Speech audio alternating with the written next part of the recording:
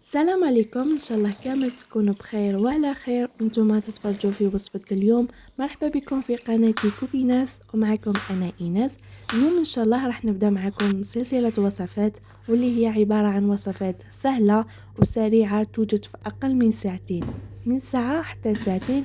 ان شاء الله راح تعجبكم بزاف، خاصة نساء العاملات واللي ما عندهمش الوقت، وايضا مبتدئات. بصح قبل هذا ما تنساوش تشتركوا في القناة، تفعلوا جرس التنبيهات حتى توصلكم جميع الوصفات. وهيا بسم الله نبدأ بالوصفة الأولى.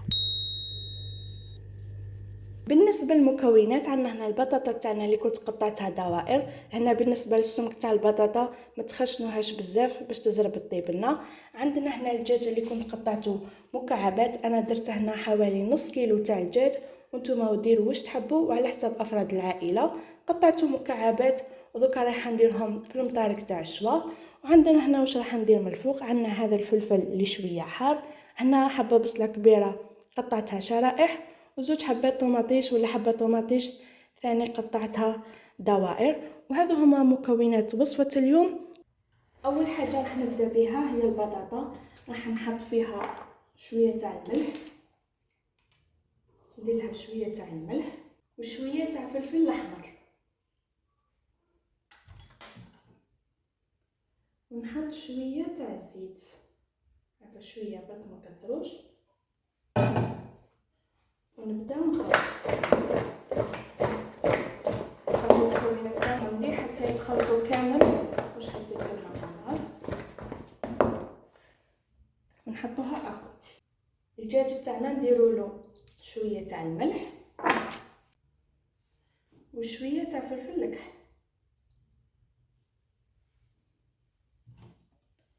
شويه زيت، نخلطوهم مع بعض.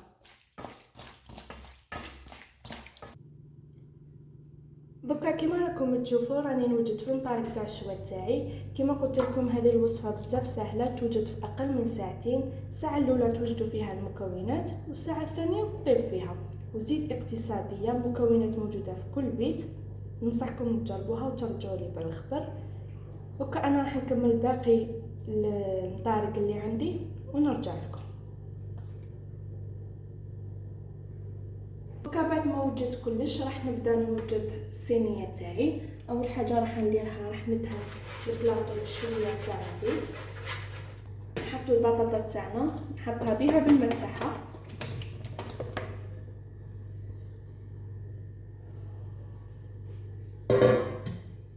نفرشها مليح هكذا.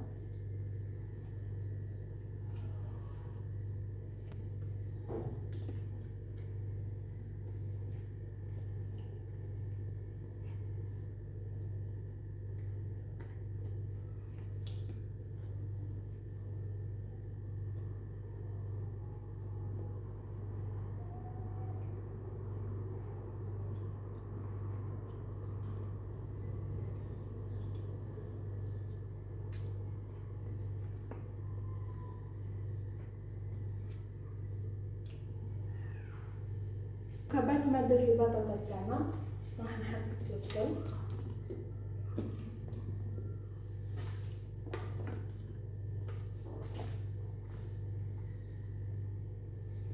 ونحط طماطيش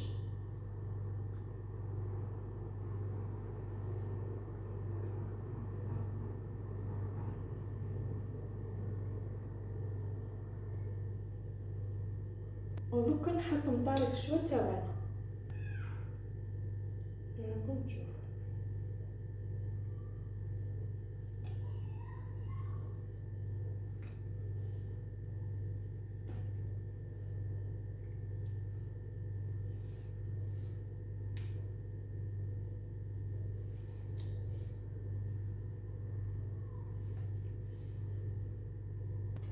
دوكا نحط الفلفل على الجانب.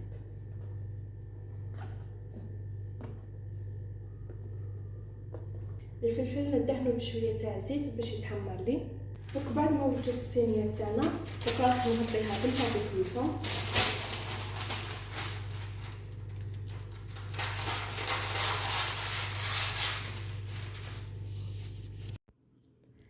هاي لك الصينيه تاعنا بعد ما وجدتها وغلفتها بالبابي كويسون والالمنيوم. دوكا راح نحطها طيب من التحت قيس 45 دقيقه حتى لساعه، وهكذا تكون واجده معنا الوصفه.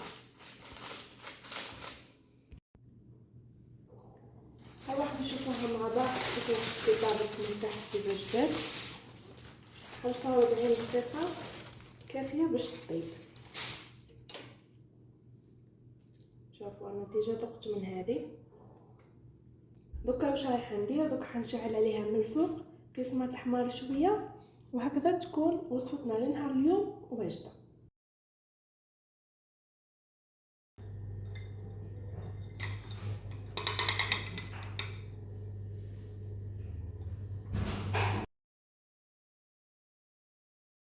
مستمرين بسلسلة وصفات سهلة توجد في أقل من ساعتين، اللي موجهة خصيصا للعاملات والنساء اللي ما عندهمش الوقت وأيضا مبتدئات. ووصفتنا لنهار اليوم كما راكم تشوفوا هي قراطة باذنجان اللي حرفيا توجد في ساعة، مش من ساعتين. بس قبل ما نبداو بالوصفة ما تنسوش تشتركوا في القناة، تفعلوا جرس التنبيهات باش توصلكم جميع وصفات السلسلة. وهيا بسم الله نبداو بوصفة اليوم. قبل ما نبداو حبيت نوريكم كيفاش تعرفوا حبه الباذنجان كي تكون حلوه. هنا في الاخر تاع الحبه كما راكم تشوفوا كاينه اللي تجي دائريه وكاينه اللي تجي بيضاويه. هذه اللي تجي دائريه كما راكم تشوفوا هذه ولا كيما هذه معناتها ذكر وتجي مره، واللي تجي بيضاويه كيما هذه ولا هذه معناتها انثى وتجي حلوه. فهمتوني؟ شفتوا الفرق كيفاش؟ هذه اللي تكون بيضاويه وكيما هذه اللي تكون دائريه ومعناتها ذكر وبتجي مره. هكذا باش كي تروحوا تشريو تعرفوا واش تشريو وتخيروا حبات حلوين. اول حاجه درتها قشرت الباذنجان وقطعته مكعبات كما راكم تشوفوا، درت له شويه تاع الملح وذكر راني رايحه نقليه.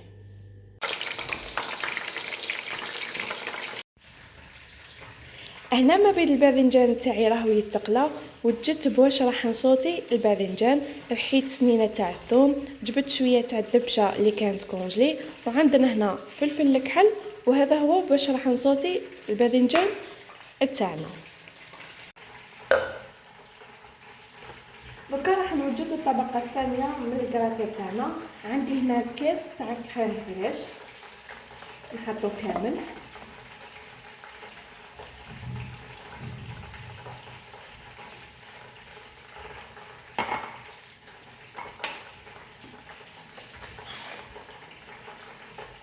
عندي هنا قيس 2 مغارف كبار تاع فرماج. اي نوع فرماج تستعملوا، تقدروا تستعملوا حتى هذاك فرماج مثلثات، ديروا واش تحبوا.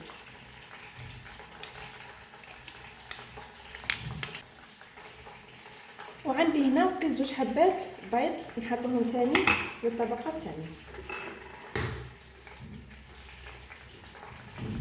عندي هنا 2 حبات تاع البيض.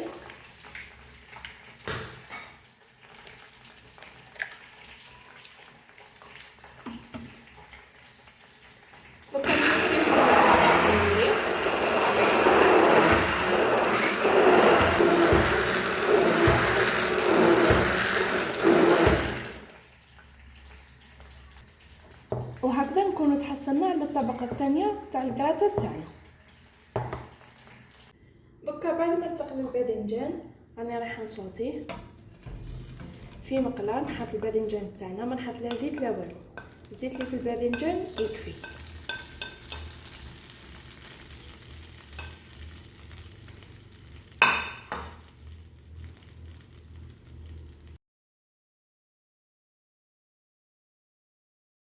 نحط الثوم والدبشه والفلفل الكحل تاعنا.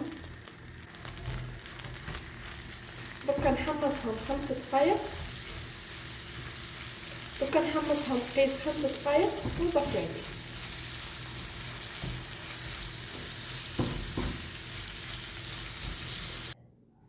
دوكا واش راح ندير بعد ما طفيت على الباذنجان تاعنا؟ نكسر عليها حبات بيض. البيض على حساب افراد البيض على حساب عدد افراد العائله. انا درت 3.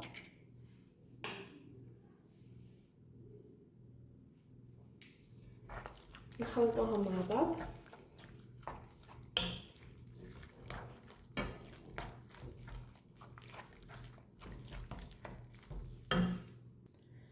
ونفرغوهم في المول تاعنا اللي راح ندخلوه للفرن. نستفوه مليح.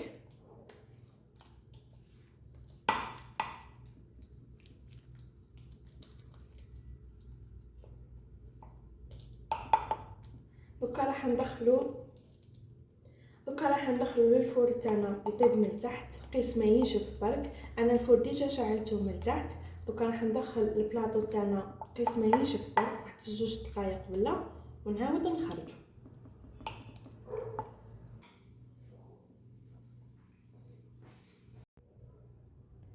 دوكا بعد ما حطيت الطبقه الاولى في الفرن ونشف لي البيض، راح نحط الطبقه الثانيه اللي كنا خدمناها مع بعض.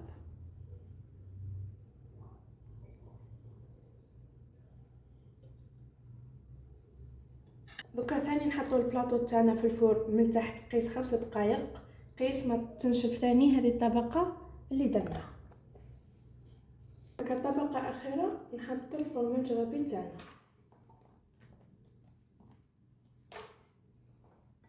نحط الفرماج الرابي تاعنا وندخلها للفرن قيس ما يذوب، وهكذا تكون الكراته تاعنا واجده.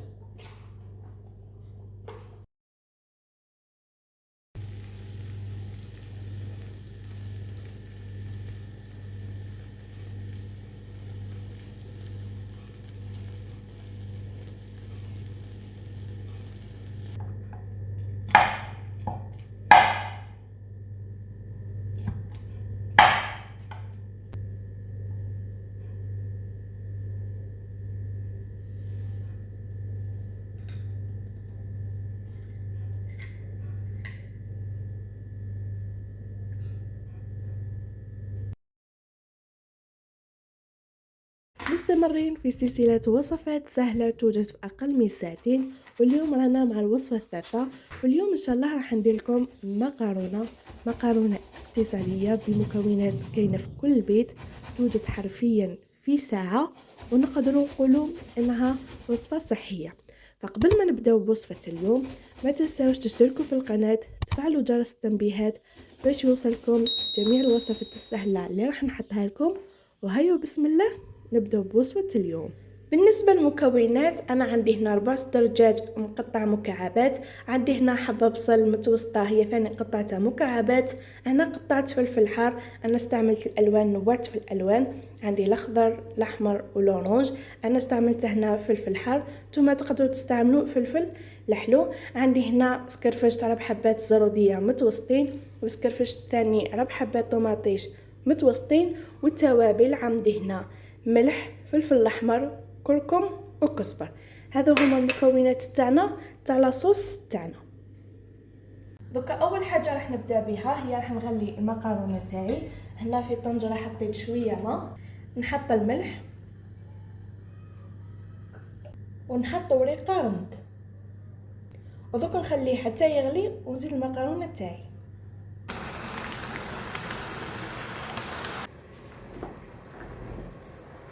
هنا في الكاسرونه حطيت شويه زيت، دوكا حتى يسخن ونبدا نحط في المكونات تاعنا واحده بوحده. اول حاجه حطيتها هي مكعبات الدجاج تاعي، حطيتهم يتقلاو لمده 5 دقائق، ومن بعدها وليت زدت البصل اللي قطعته. انا مولفه نحط كل حاجه نحطها وحدها ونعطيها وقت باش تتقلى. عاده انا كي نعود ندير في هذه الوصفه نقشر الخضره تاعي اللي عندي، نغسلها، ومن بعد نولي نقطع بالحاجه ونحطها تتقلى هكذا باش ما تديليش الوقت بزاف. مثلا نقطع الدجاج ونحطو يتقلى، ومن بعد نقطع البصل ونزيد نحطو حتى نكمل كامل المكونات هكا باش ما تديليش بزاف الوقت. انا قطعتهم ضربه واحده كما شفتوا غير على جال باش نصور، لكن عاده نقطع بالحاجه ونحطها تتقلى. وانا حرفيا هذه الوصفه مولفه نديرها في ساعه، حرفيا في ساعه لا اقل ولا اكثر، وتاع دارنا بزاف تعجبهم، واللي ذوقها بزاف تعجبه، خاصه باسكو تجي كريميه وتجي حلوه وحاره في نفس الوقت. فاذا عندكم فلفل حار وعدتوا تحبوه ديروه من الاحسن مع الحلاوه تاع زروديه، تجي بزاف هايله.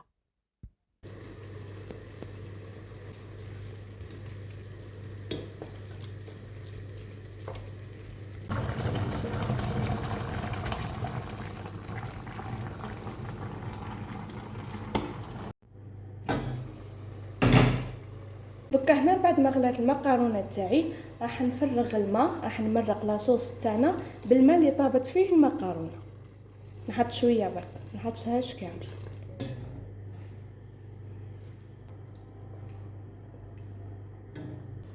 دوكا راني راح نخليها تغلي قيس 5 دقائق ونرجع لكم.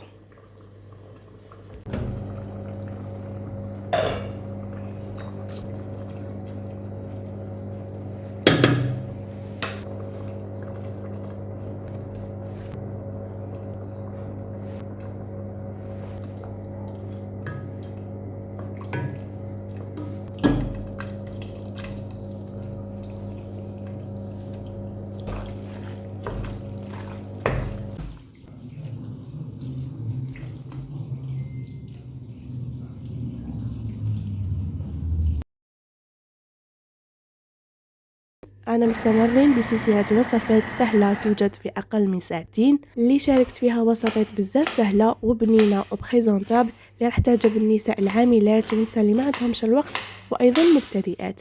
اليوم إن شاء الله رانا مع الوصفة الرابعة اللي راح تكون بالأرز، اللي رافقته مع صوص بيضاء ولا صوص كريمية مع كريات الدجاج.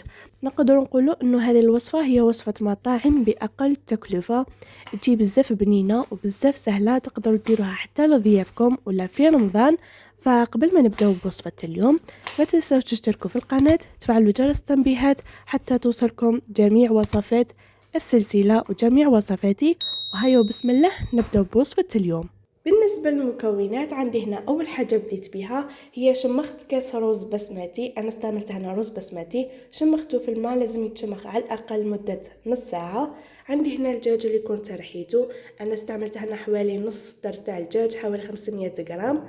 عندي هنا التوابل اللي حنحطهم في الدجاج، عندنا الملح، فلفل الكحل، زنجبيل، حبة بيض كاملة، شوية تاع الموتارد، 3 سنينة تاع الثوم.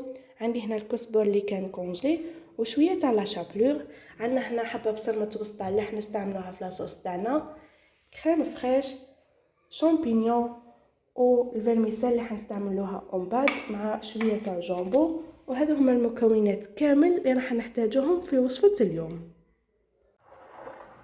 اول حاجه راح نبدا بها هي راح نخدم لي بول تاعنا ولا كريه الدجاج تاعنا. راح نحط كامل هذو المكونات اللي شفتوهم من قبل.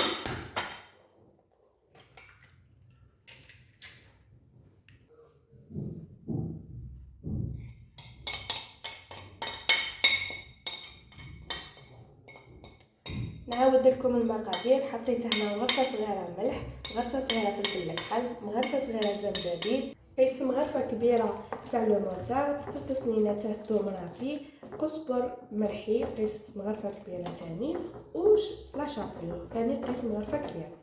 نورمالمون هادو هما المكونات اللي راح نحطهم في الدجاج تاعي.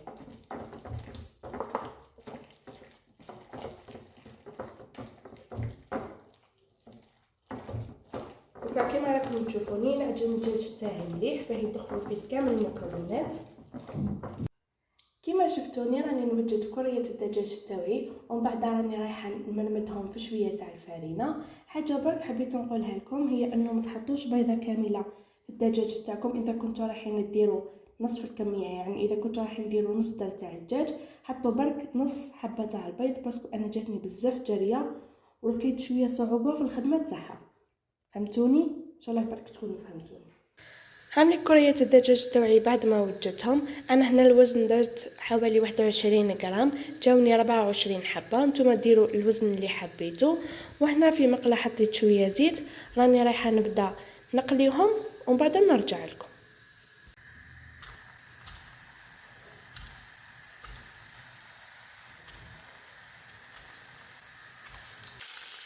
هنا بالنسبه للدجاج قليته مليح، خليته يتقلى على نار قليله وخليته ياخذ راحته في القليان، لانه هذا هو طيابو. مانيش راح نزيدو نطيبوه مره واحده اخرى، برك مع الاخر راح نحطوه في اللاصوص تاعنا ولا في الكريمه تاعنا. دوكا هنا في كسرونه واحده اخرى حطيت في 2 مغارف كبار تاع المارغرين. هنا لازم تستعملوا المارغرين باسكو تطلق بنا بزاف هايله. المهم دوكا هنا نستناها حتى تذوب ونحط نص كاس تاعي تاع الفرميسيل باش نحمصها. دوكا هنا راح نبقى نخلط فيها حتى نتحصل على هذاك اللون الدوري اللي رايح للماضي. دوكا بعد ما تحصلت على هذا اللون راح نزيد الرز ونخليه هو ثاني يتقلى شويه.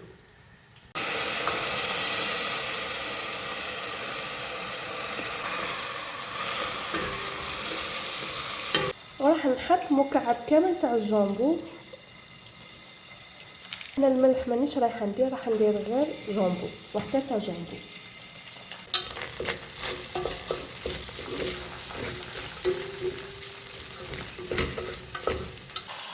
ودكا راح نحط في 2 كيسان ونص تاع الماء سخون.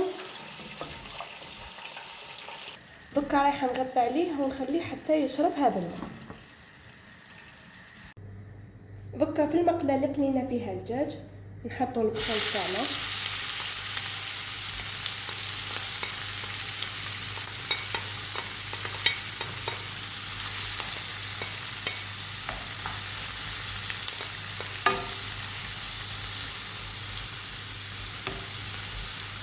نخليه يتقلى في 5 دقائق. دكا راح نحط الشامبينيون ونخليه هو ثاني يتقلى في 5 دقائق. الشامبينيون قد ما يتقلى مليح قد ما يجي بنين. راح نخليه واحد 5 دقائق من 5 حتى 10. نحط شويه ملح. دوكا نحط كاس ماء دافي ولا سخون ونخليه يغلي شويه.